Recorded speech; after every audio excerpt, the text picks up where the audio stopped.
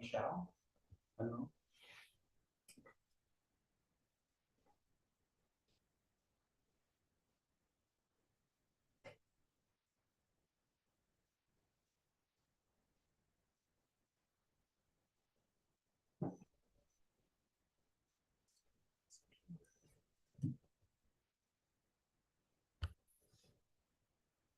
Well, hello everyone. I'm sorry. Welcome to McNally Robinson Book Sundays. My name is John Tiggs. I'm the event coordinator here, and also not the person you came to listen to, so I'll try to be as brief as I can. Welcome to Treaty 1 territory. The land on which we gather is the traditional territory of the Anishinaabe, Inuit, Anishinaabe, Dakota, and Dene peoples, the homeland of the Red River Métis. In addition, of course, McNally Robinson Booksellers itself rests on the land once occupied by the Métis community, Roostertown. I am delighted and so very grateful to ARP Books and Talonbooks, two of the finest publishers in Canada, for making this evening a reality and for publishing these two incredible collections. We are here to celebrate MANOR's RANSOM, the new collection by Cam Scott, over to the left, to which you may applaud.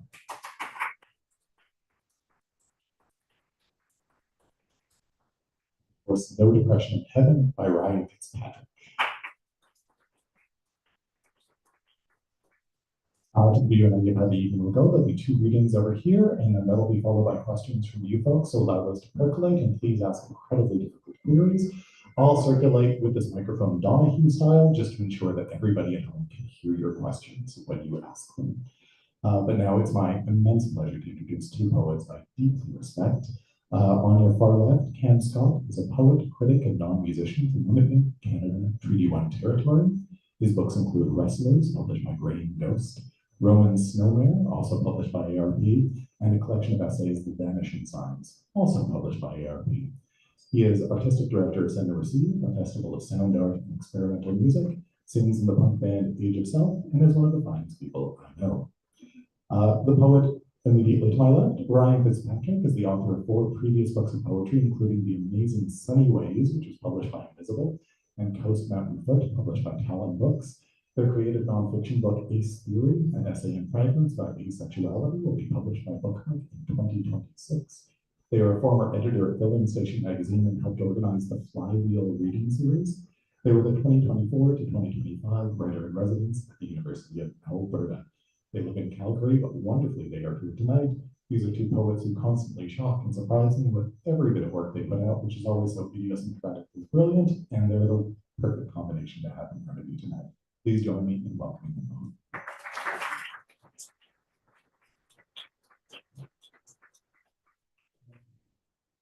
So we don't know what order we're going to read in, so we decided, because we're both way too nice or way too indecisive, we decided we're going to flip a coin, if that's okay with you folks. I don't know what I'll catch in perception. Okay.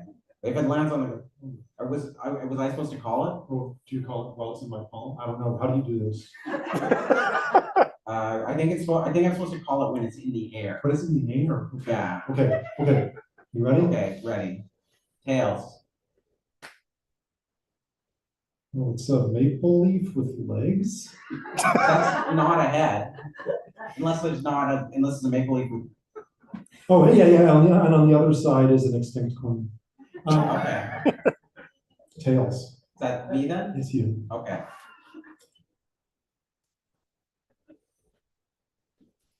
It serves the words might. I'm gonna fake a grip on that old gospel ship, extract the scar across the sky. I'm gonna shit out brakes till heaven sinks as I search this world's goodbye. I've leveraged circle in to total everything. All your debts with me you'll square. I'm going to make a line that only knows to rise till we're bailing out the air.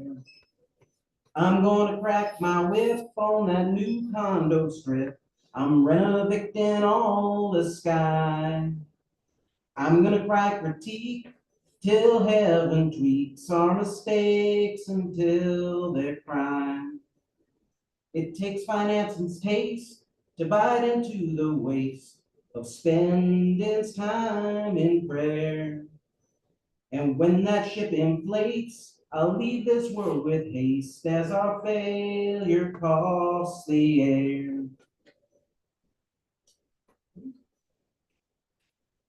Somewhere along the line, information became as traditional as anything else. So fiddles down, boys. Let's take a nap and figure out how to slip like a fish slides off the coast's new intercontinental microplastic fantasia.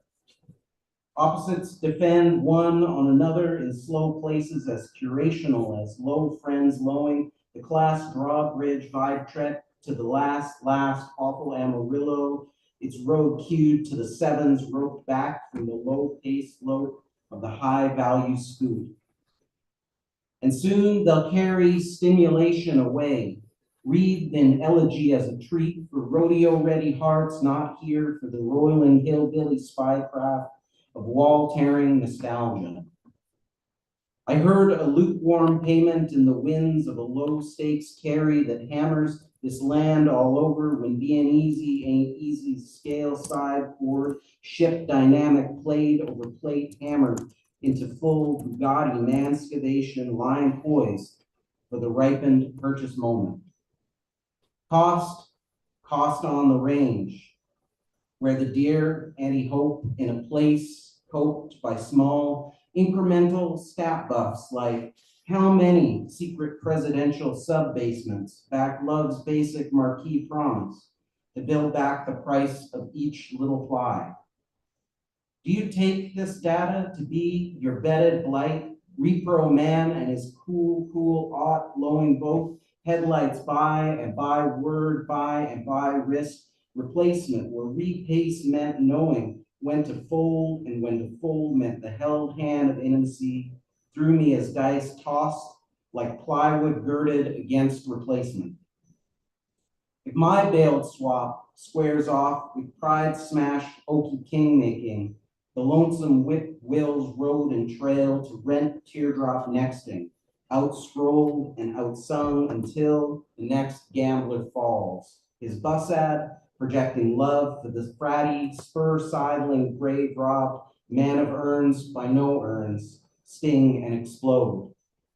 If I took one and replaced it with another's front porch seeing, a swap that had love, one thing that daddy made, a juridical pyramid scheme midlining the dollar's flat-faced anxiety, its lateral bubble shooting Reno just to watch. Would it slot fire its F-150 feed until 100 Laredos bloom?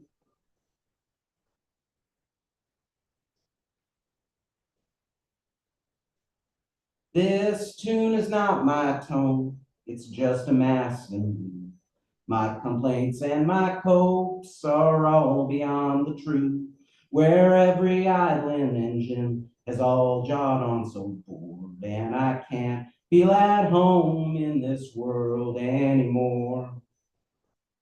For my landed globe, there is no fountain there. Its spouts on St. Victoria while singeing everywhere.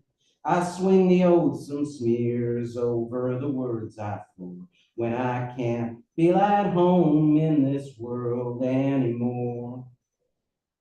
Oh, him, you know, I trend no trail like you. If real estate's my home, landlord, what should I do? An angling stake of street in heaven's open for, where I can't feel at home in this world anymore. Ever surveying ease, that's one rope I'll throw across the fix with Jesus, so the road growth won't slow. History passed through, even though I locked the door, and I can't feel at home in this world anymore. So if you couldn't tell, this is a book at least somewhat about country music. It's a book that so when I started this book, I didn't know it was going to be a book that like engaged with country music. It started as a bunch of like weird improvisational not sound poems, because when you say sound poems, people think you're gonna do a B.P. Nickel impression. I was playing with what Fred Waugh used to call tone leading, so chasing like vowel sounds to kind of affect where the poem's gonna go, so letting sound lead. And at the same time, I was doing a pandemic project where I just started listening to country music. Like I grew up in Calgary, country music was playing all the time. It was country 105 on my parents' boombox in the kitchen. And so for whatever reason, I was getting nostalgic, so I started listening to it, and then I started really listening to it.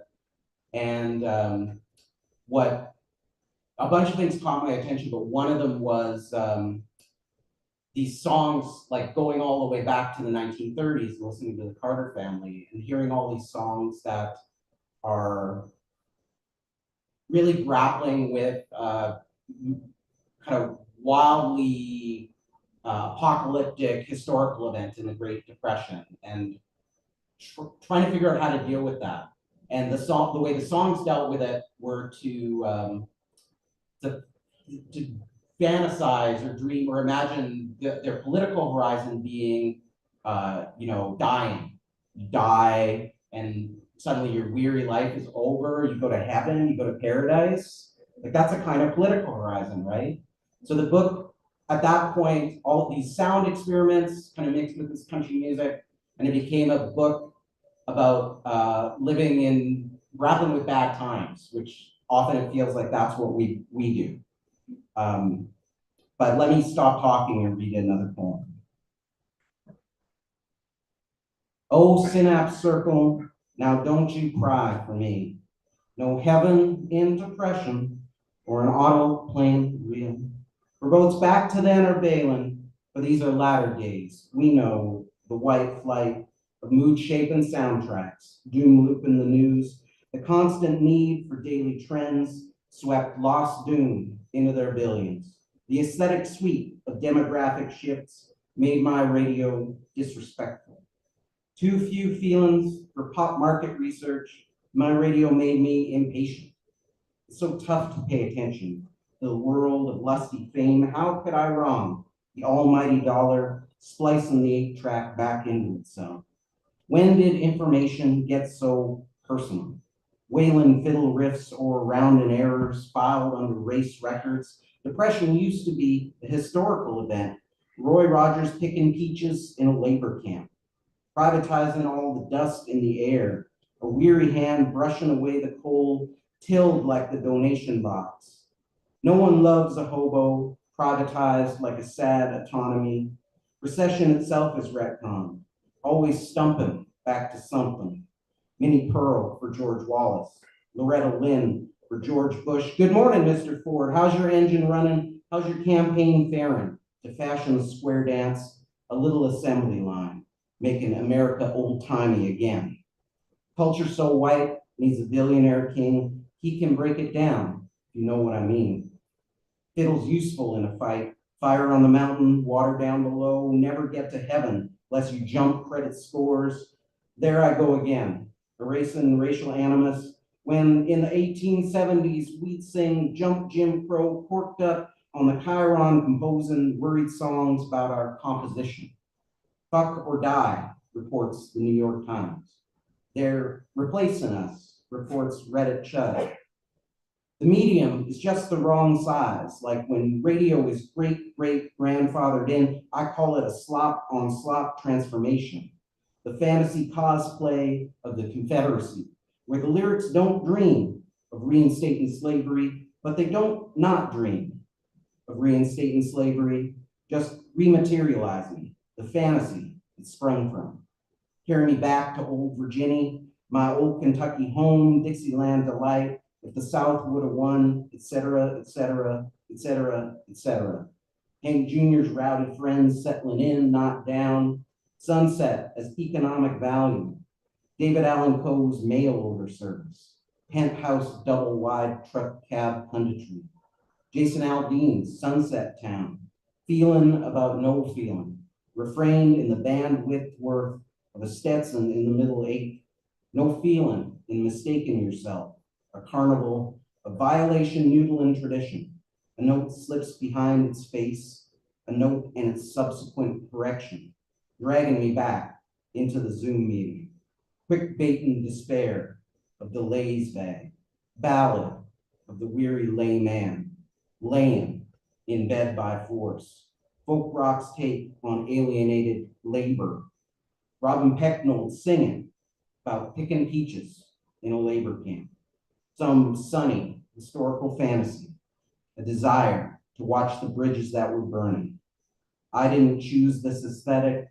I'm everyone who ever chose this aesthetic. And evidence mounts denial, far as my eye can see, for I retweet Alabama with an iPhone on my knee. This is the last one on, and you can take it away. Come trad glory, when profit is over, I'll fly away to my family's hot palatial shore.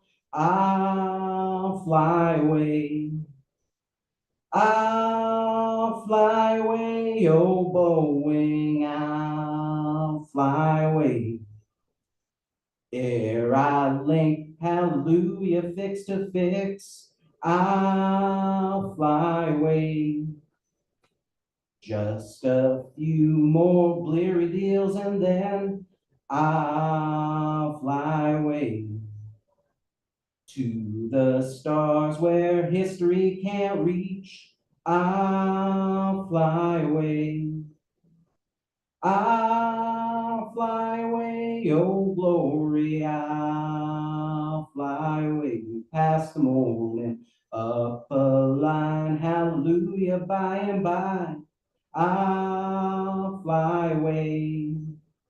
Thank you.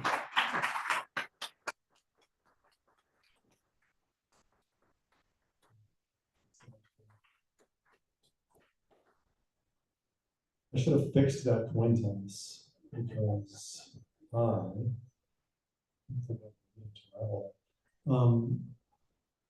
suppose I should save my remarks on that fantastic reading for the conversation we're going to have after this. So thank you so much. Thanks everyone for coming. This is a book called MANOR's RANSOM, which is, perhaps you've heard my boilerplate before, but it's the second layer in a long poem, an interminable poem, not in the sense that I will live forever. God, I hope not. But in the sense of a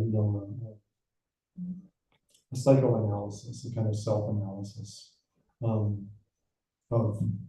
uncertain duration. And this isn't quite so interior as that. It's sort of a sentence collider, and it's a poem that is aggregated of various scraps of language. Some of them are of the body and are generated by myself on my route throughout the city, various cities, and others are glimpsed or recollected and gathered of surroundings. And it becomes a sort of social collage. And my personal symptomology is in there somewhere, but sentence by sentence, I would say that this language is quite thorough in many provenances, and hopefully eludes some of that lyric myopia, because I couldn't stand myself for 99 whole pages. I'm going to set a timer. This is a very relaxing book, being somewhat ambient. I'm just going to jump around in the back half of it, and when I get bored, I turn the page, and I encourage you to do the same. What we want is subsidized. Lightness affordable, built form for new contextual utility. Some say there are no essences, but that's a peacetime creed. Lost hours for social upkeep, but the party meets in secret. Lords of chaos meet masters of war. Hidden between the curtain and the pane, in plain view of the street.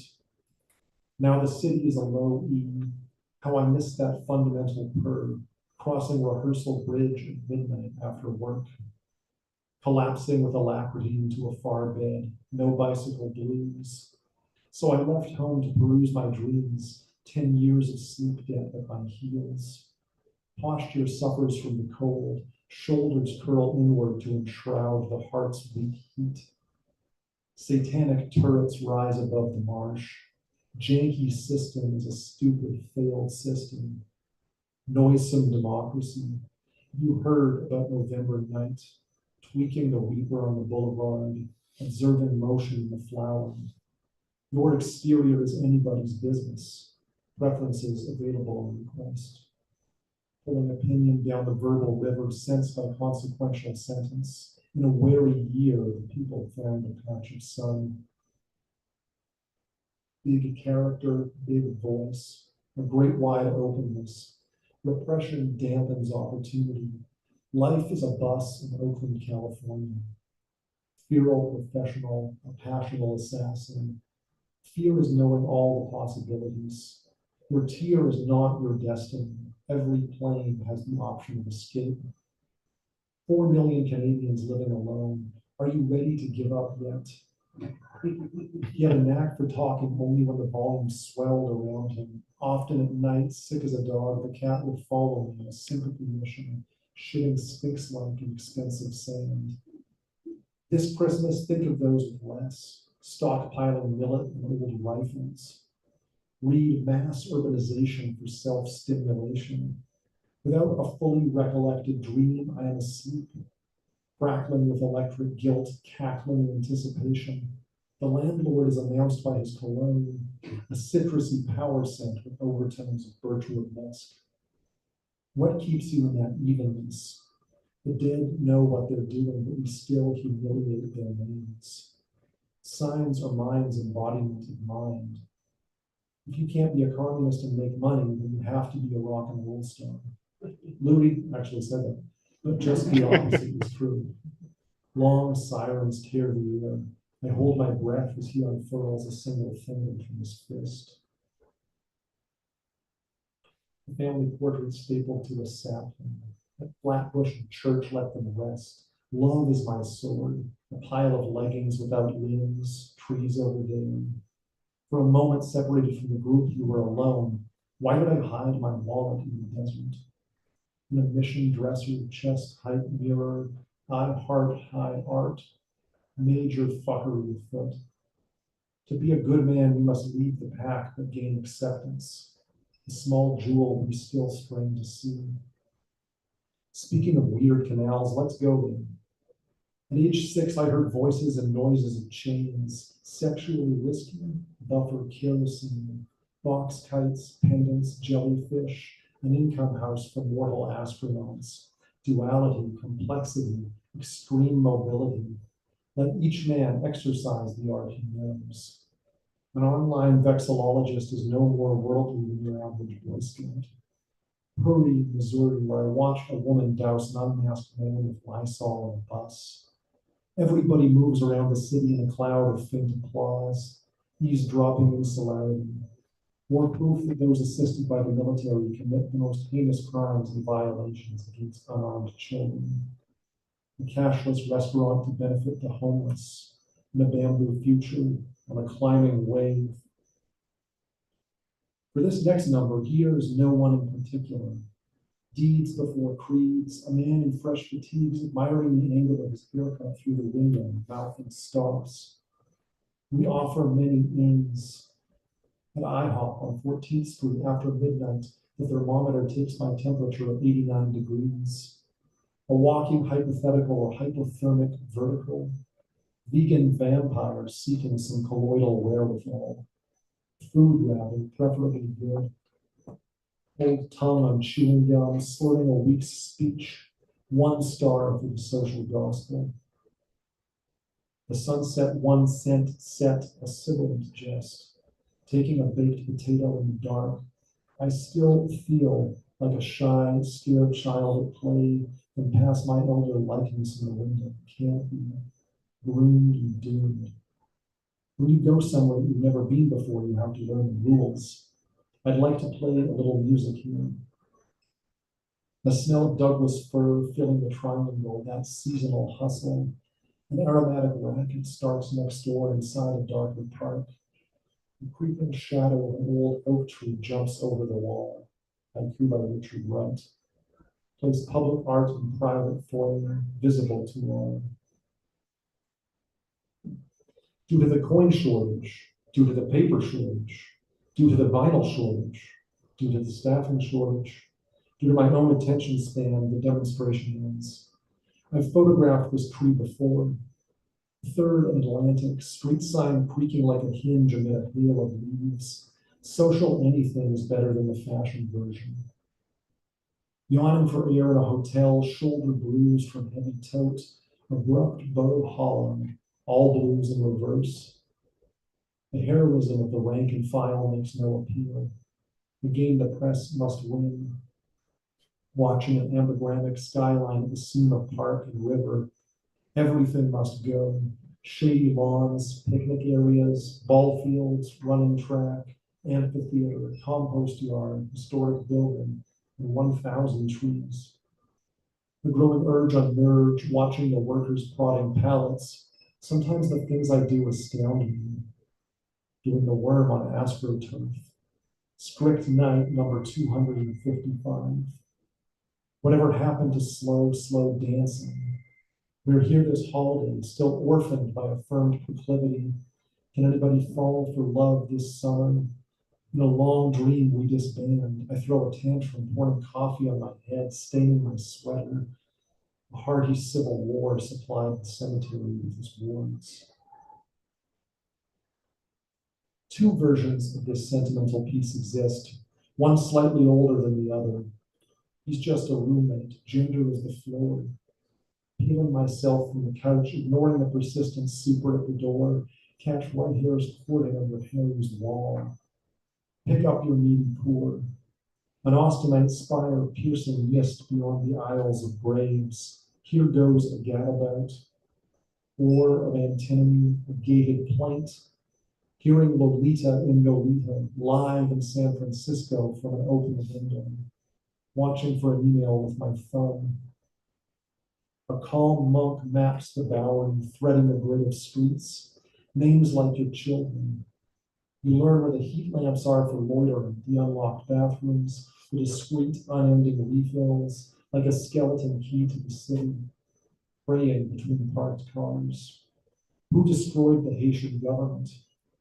The slavers arc before us like a heap of light. The park is people rather than policed. Eat plastic fork in tasteless haste. This fracturing is bad for aquifers, but politics remains a lost art of division. Thanks for listening despite my poor connection. How humane the stranger's gaze. So, timing ourselves. That's 9 whole minutes. One thing I'll say about this while I have you is that it's kind of funny timing in a way, or I wish to make it so, because the first layer of this text was very prairie, and that assembled when I was living in New York City. And there always seems to be, though it's a very dislocated kind of poem spatially, there always does seem to be this long distance correspondence between the urban environments of which this poem partakes.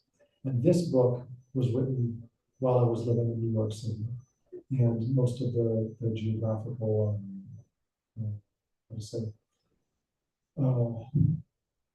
reference points that you'll recognize are very much of New York and Brooklyn. And then it was transcribed while I was back here. You know, in this phase of my life is mostly devoted to the struggle for socialism on Treaty 1 territory, and long term. But the occasion, you know, it's interesting to think of the very plural social fabric of New York, of which this book is citational, on a day after an immigrant socialist became the mayor of the largest city in Trump's America. I'm not that kind of socialist. I think everyone here knows what my deal is. If you don't, I'll tell you later. But I do think that it's an opportunity and an opening. And I was thinking, you know, reading about Zora Mamdani, I was thinking, oh, I know a lot of people who beat the pavement for that victory, and I'd like to be party with them in New York City. And instead, I'm going to party with Ryan Fitzpatrick and Kelly Robinson. But this is dedicated to that struggle and that side of struggle.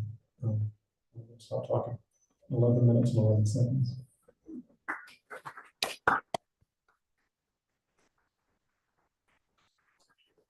Well, you can have to fill the 12 minutes exactly, right? I guess not. I guess not. I'm going to. I'll use the remaining time to say thank you so much to Andrew and Todd and Irene and Brett and ARP Books for this lovely object. And Jerome for this space. Thanks to Cam for reading, John for space, and thanks to all of you for coming to this. You could have my favorite joke in spaces like this now is to go, thank you all for coming to this reading. You could have literally done anything else with your time than come to poetry. Yes, yes. But here we are. It usually gets a better laugh, but usually I don't step on my own joke. Actually, this was a sign to everyone here. We very strict system in Winnipeg. Everyone has to go to one poetry reading a week. Okay. Yeah, this is the only one in town. Yeah, thanks so much for making it to Winnipeg. I love this book.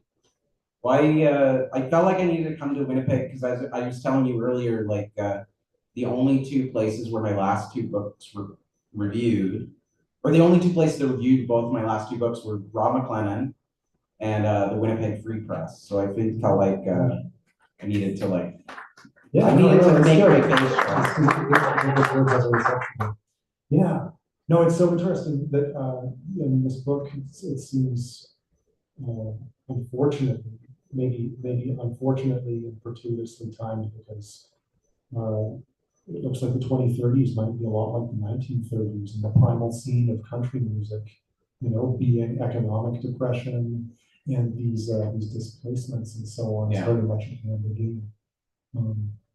But you know, this music that's so traditional. I think the ways that it scores the present and the ways that you kind of riff on it and bounce ideas off of it and use them. So the formalism, the elasticity of tradition is so interesting too. It was like a double bind, I guess. Yeah.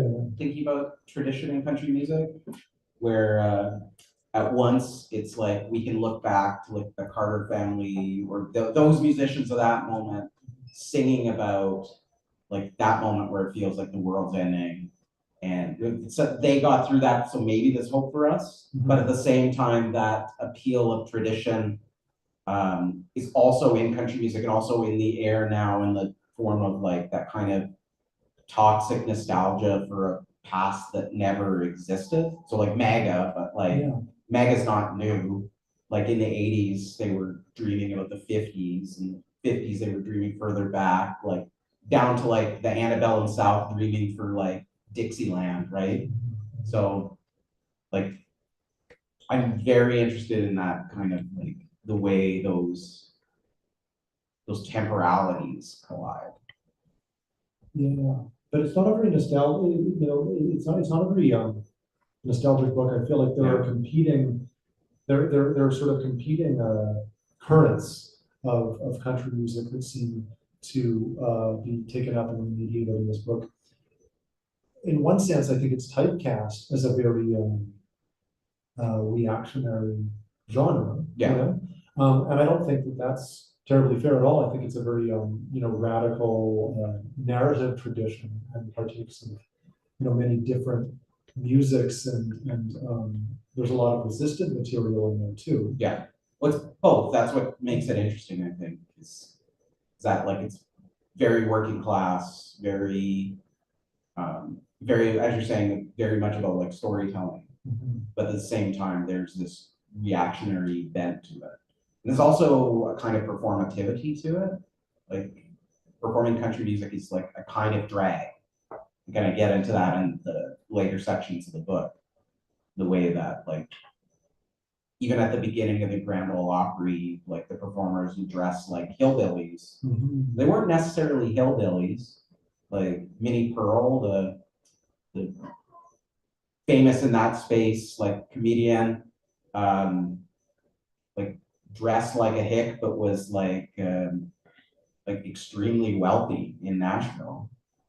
So yeah, I think that there's an extent to which it's sort of like a dissimulation of working class masculinity and so on that I think is, you know, definitely has its ideological uses, but there's a kind of there's a kind of very readily accessible glamour in that too. Yeah. And I think it's you know, easily be territorialized.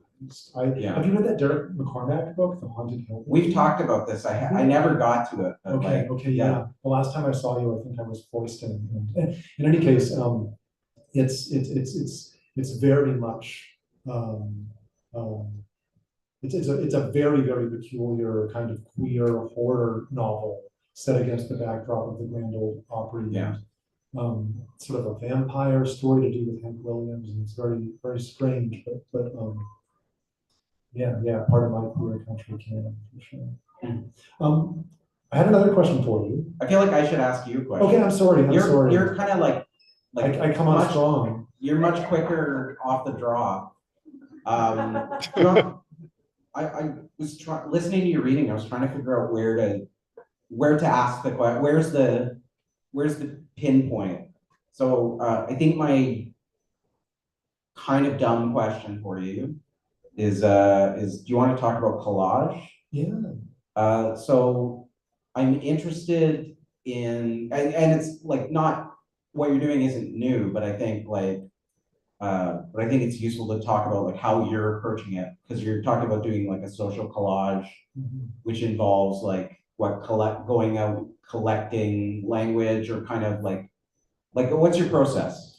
Yeah, that's interesting. So social collage, you know, I should pay my dues or what have you. You don't have to. I'm just like I'm more curious about like how you did it. Well, you know, that's borrowed from I like that combination of words. That's one of the frameworks that Clint Burnham uses to describe the Kootenai School of Writing in his great book about kind of West Coast experimental poetics. I would recommend it.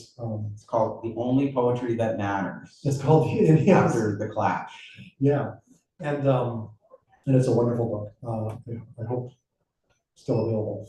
But social collage, yeah, I would say that it's interesting because I am to a large extent collaging myself, and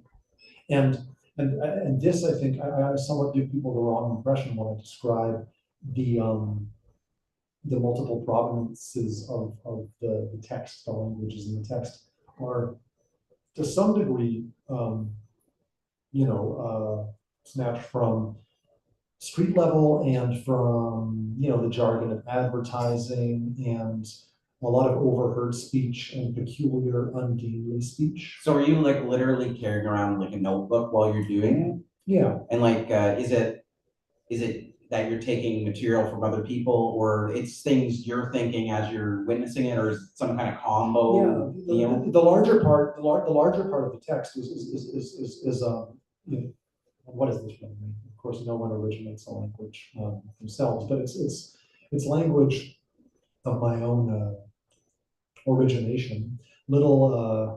Little poem germs, you know, that in a different season of life I might have felt obliged to elaborate upon and turn into self-sufficient texts.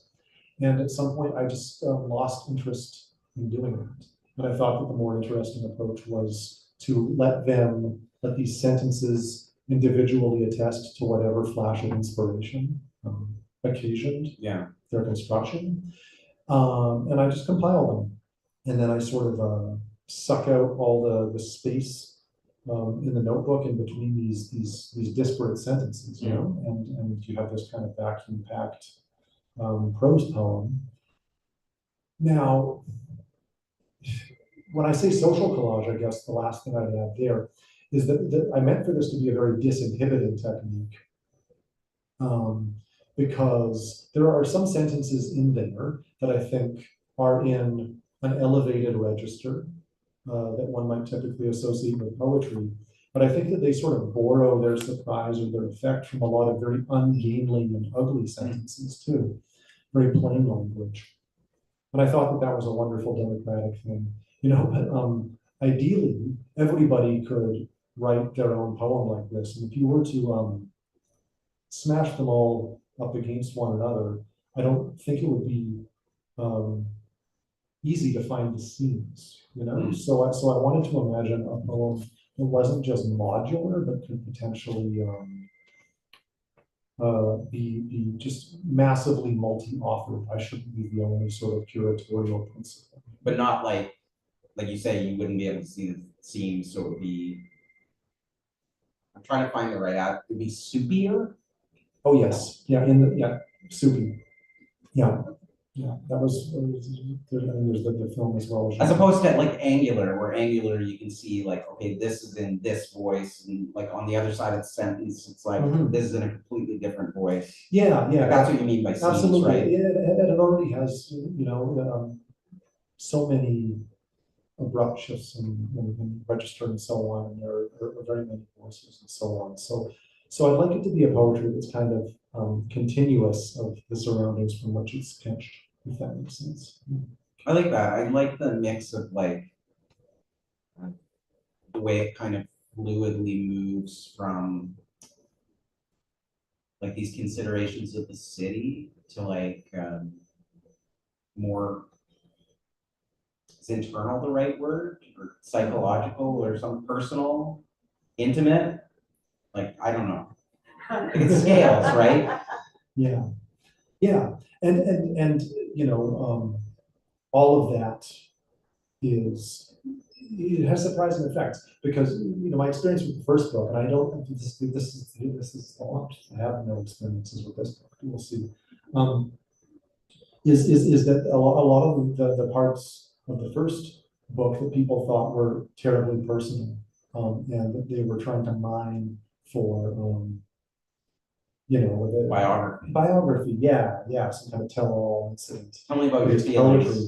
Poetry. You know, that language was terribly secondhand, you know, and some of the moments that people see as being conventionally poetic, professional, and what have you, are, again, you know, it's the jargon of advertising. It's absolutely secondhand. Yeah.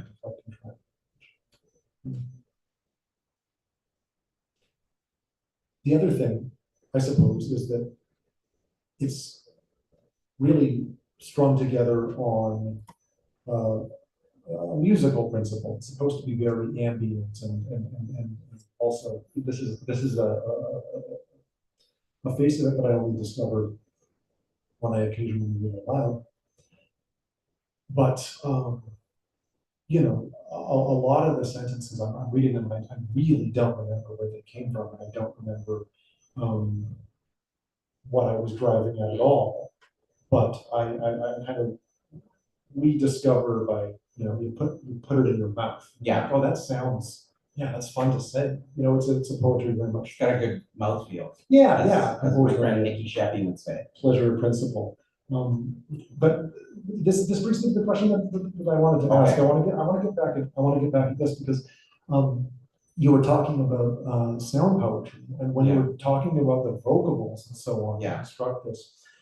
You know, I was taken aback. That sounds backhanded. I was delighted when you started to sing. You know, that embodiment of the text. I didn't get that. But you were talking about the music of it and some of the sonic signatures and the characteristics of country music that informed the record. I'm just curious to know more about that. So formally, we're getting to the form. Oh yeah, form portion. Let's go. Everybody loves to hear about poetic form, right? Yeah. Thank you for validating it.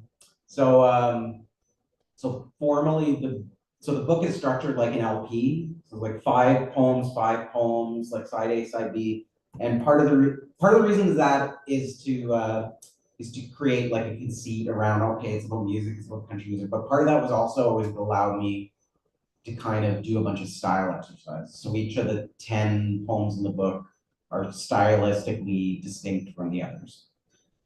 Some of them work with music more deliberately than others. So the poems that I sung, for example, there's 4 of them, and I performed 3. The 4th one you can figure out on your own, I guess.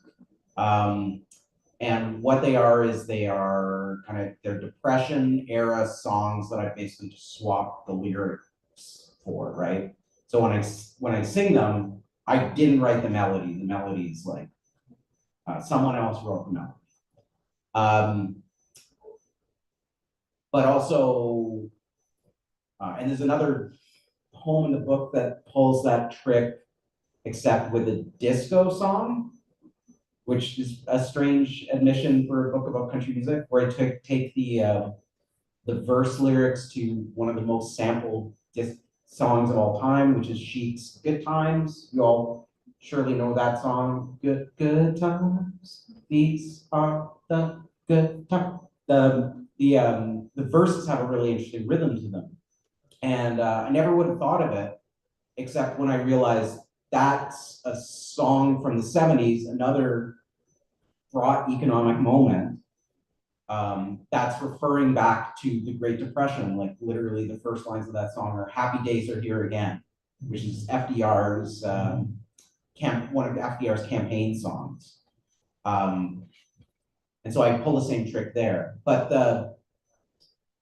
there's also things like in the first non-sung poem that I read, the part of the procedure there was I was trying to emulate this style of piano playing by this piano player, Floyd Kramer. Anybody here a big Floyd Kramer fan? At least one person is nodding. So Floyd Kramer is like a 1950s, 1960s, 1970s session musician in Nashville. And he, I don't know if he invented or just popularized this style of playing called slip note playing. So when you listen to like Crazy by Patsy Cline or Please Help Me I'm Falling by Hank Lachlan, and you hear this piano where it's kind of honky tonk, where there's like notes will be played that sound slightly off, but they still sound good. That's this slip note style where he says like in a chord, he'll play one of the notes wrong and then immediately correct it. So I was interested in doing that to country music lyrics. So I started like pulling country music lyrics out of their songs, and I would take like half a clause and bend it and then combine it with another. So I was like trying to introduce these errors, and it became this soupy kind of collage, right? Of all these lyrics with added stuff in because I can't help myself. But it was that thinking about music as a kind of like how can music inform like poetic process? Like not just poetry as music, but like music as procedure. Yeah, that's fascinating. And you know, people say this, and I think they say it a little. It's a little pat at this point, but I feel people say that a lot of contemporary poetry has like song envy, because its cultural niche has sort of been displaced or something like this. But I mean, this is a pretty strong argument for their complementarity and what they distinctly do relative to each other. Yeah. How did you find the songs? Did you have a clear idea of what your intertext would be here, or did you kind of follow your rules? It came about through the research. So I was like it was literally I was on Apple Music like trying to find songs that I recognized. So I was like just digging through playlist after playlist. And so I think I started in the early 80s, that Urban Cowboy era. People know that. It's all the schmaltzy half pop stuff. Looking for Love in All the Wrong Places, John Lee. So I kind of started there, and like as I branched out, like I eventually made I was aware of the Carter Family, I listened to them, but like I made my way back to that, and then stuff that was adjacent to them. And the song that actually cued me, I was actually listening to a song from the 90s that cued, like listening to the Carter Family and then listening to this song by Iris Dement called Mama's Opry, which total recommendation. So it's a weird song because it's like a narrative. She's singing about her parents like being into music and like listening to the Grand Ole Opry and like once a week putting furniture to the side to like dance while it was on the radio, and hearing her mom sing like kind of like privately with these songs and having a wish to sing on the Grand Ole Opry. But what made me realize was there's this weird switch in the chorus where the chorus is like, I thought at first it was like, why is all of a sudden she's singing about Jesus in this song about her mom? And then I realized the chorus is just a list of songs. She's listing all these gospel songs that her mom would have sang and kind of collaging them together into this chorus, which made me start going, oh, gospel, I need to pay attention to that. And as I did that, then that plus the Carter Family came together and like I went, oh, this is a trope. All these songs about wanting to die and go to heaven, this is a trope in the 1930s. It's probably a trope earlier too, but it felt like significant in that moment. And so when I started building that specific section, it's called Hollow Square, which is a kind of shape singing, that's a whole nother thing. I chose 4 songs specifically that had that trope in it. And I remember like being at my parents' house at Christmas and asking my mom, like, do you know any songs that have, and she just started listing them off. It was funny. It's close similar to country music. Yeah. Family. Okay. It's interesting to go back and discover that you discover the syncretic origins of this music. Yeah. It's been, you know, sort of strategically light launched. Right? Yeah. This question isn't at all because I'm trying to drag you into my repetition compulsion, having basically written the same book twice. Please do. We could talk about that if you want. No, but I'm curious about like the relationship between. I don't know how many of you have read Sunny Ways, but I'm a Ryan Fitzpatrick fan. Sunny Ways is a great book preceding this one that also uses some sort of secondhand language that I associate very strongly with some of the geographies of country music or its constituencies. Yeah. And it deals with some similar things as well, because, you know, here you do draw out the kind of like the colonial inexistence of a lot of this this country music that's about the yearning for wide open spaces, and you know, it kind of draws a lot of its power and its idea from, you know, simultaneously there's a kind of lonesome rootlessness, but also a secondhand relation to the land. Very interesting. But Sunny Ways used a lot of sort of advertising and industry speak to do with extractive industries out west. Yeah. I'm curious about how the geography of Sunny Ways relates to the geography of milk depression in the town. Well, the most direct things that both kind of like Sunny Ways more obviously, but they're both books about Calgary. Like they both came out of that impulse to kind of think about in a kind of like poorly articulated way to think about where I came from. Sunny Ways, which if you haven't read it, it's a pair of long poems about like climate change denialism, basically, but living in the kind of midst of it and trying to work through it. But that book is dedicated to Calgary, so it's trying to think through what's the ideological field of denying this thing that you know is happening in order to kind of save your economic skin. This book wasn't as direct to that, but like it is trying to drill down on like really the question that the inaugurating question when the country music stuff was introduced into this project was why do I want to hold on to this thing that I know doesn't necessarily have a logical connection to the place I grew up, other than I guess like the connections to the Calgary Stampede. Like there are country musicians from Calgary, but like that's not where country music comes from. Mhm. But like what does it mean when I'm a kid listening to a song like Dixieland Delight by Alabama? Like what's going on? That song getting played in Calgary, that's a song about like in a way celebrating the Confederacy. What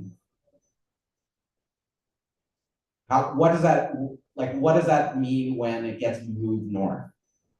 I don't have an answer for that, but I like that's kind of where that was the critical question that kind of introduced itself.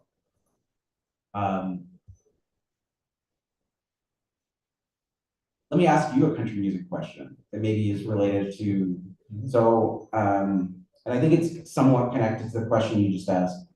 There's this great song. Do you know that song by Merle Haggard called Big City? Yeah. Yeah. So in Big City, Merle Haggard sings about how he hates the city and he wants to escape it because he sees it as a kind of economic prison. He wants to escape to the fantasy land of Montana, where he'll be free, I guess, in a libertarian way, because he'll be free. He sings specifically about social security, freeing himself of so-called social security. So I'm curious, like, Manor's Ransom is like about living in the city. So I'm curious, like, how you see the city's relationship to. I'm not entirely convinced that the city ends at this point in history, but I've read too much Henri Lefebvre. Like, where does the city end and the country begin in Manor's Ransom? Yeah, that's a very interesting question. In Roman SNOWMARE, certainly I staged this very directly. There was a sort of,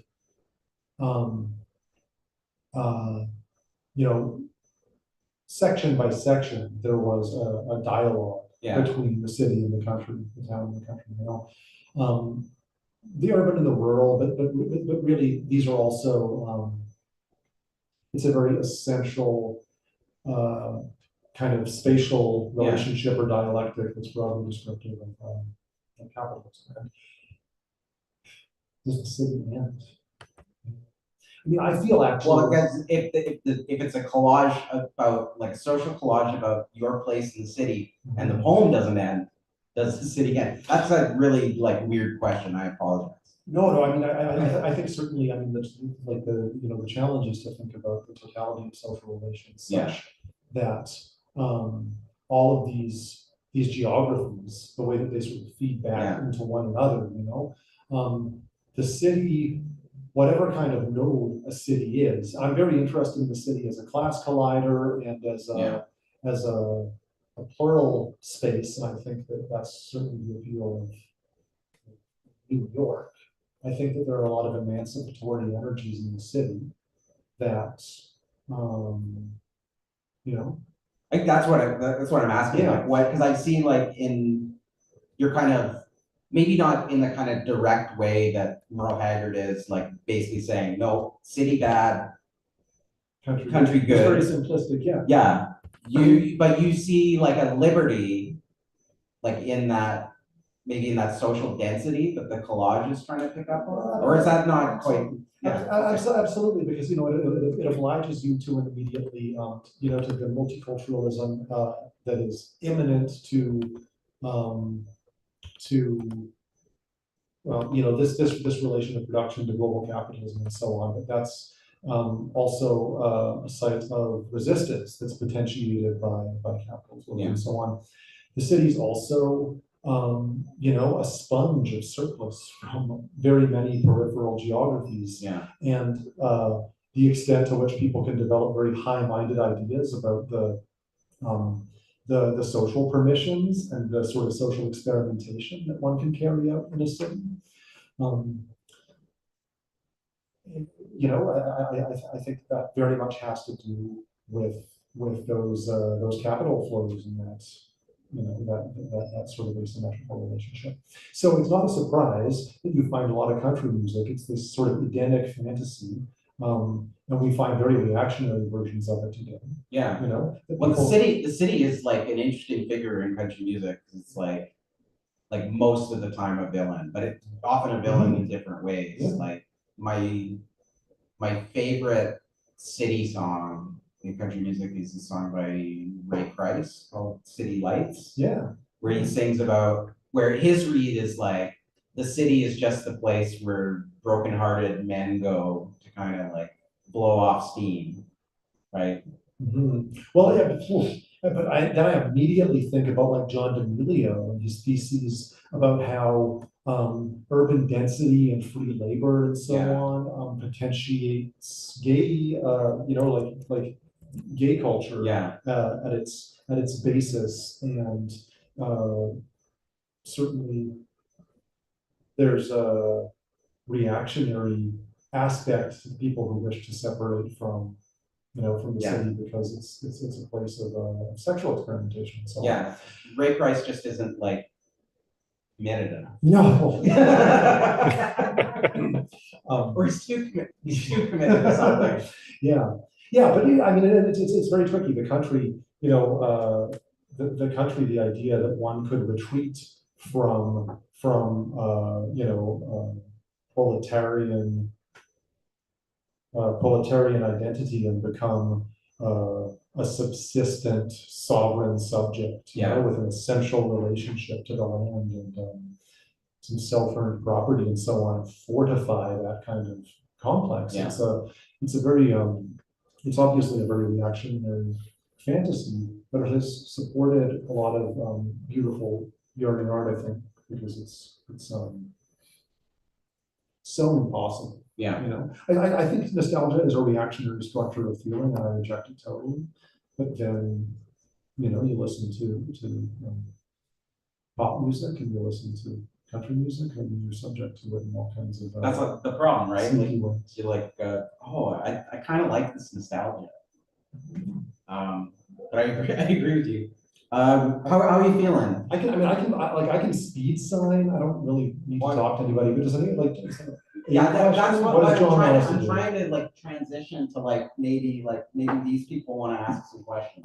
We do. The conversation has been so incredibly rich that we've kind of exceeded our time, but we do have around 5 minutes if anybody has a burning question, right? Burn everyone down. Only burning question. Burning and dramatic. But it must burn. Or you can gently interrogate these folks over at the signing table. Oh, we have a question. Did you write the book with the thesaurus in there, or did one word sort of flow out? No thesaurus, but you know, one hopes. Yeah, it's interesting. It really is composed on a sort of, you know, we're talking so much about music, you know, in a non-idiomatic way.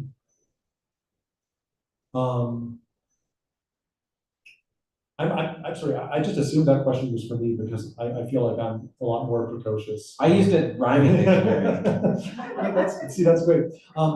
Yeah, one word follows from the other because there's sort of a metrical insistence that undergirds the whole thing.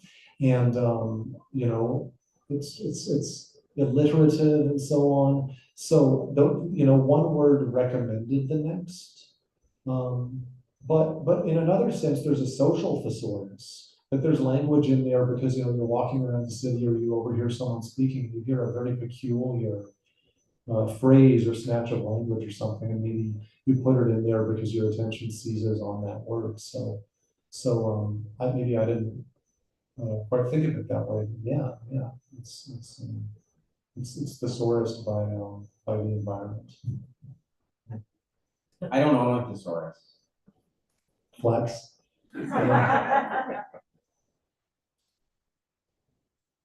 whether you have any questions before we go to closing comments and signing instructions.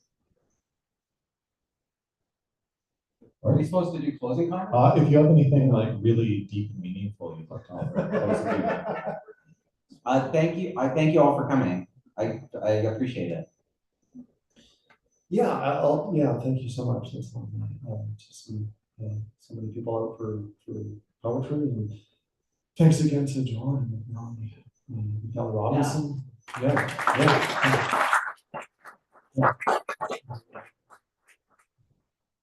Signing? yes, indeed. Thank you both. That was fantastic. We'll now transition from taller chairs to shorter chairs, just over here.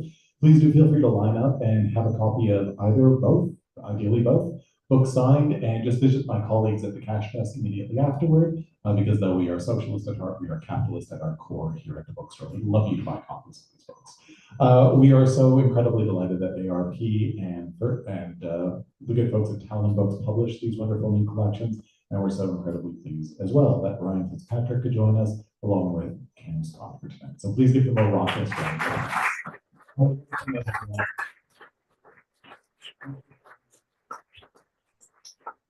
This accompanying this, what are we gonna put on? I don't know. You came out to the Downton Abbey soundtrack. It's kind of some of the same things.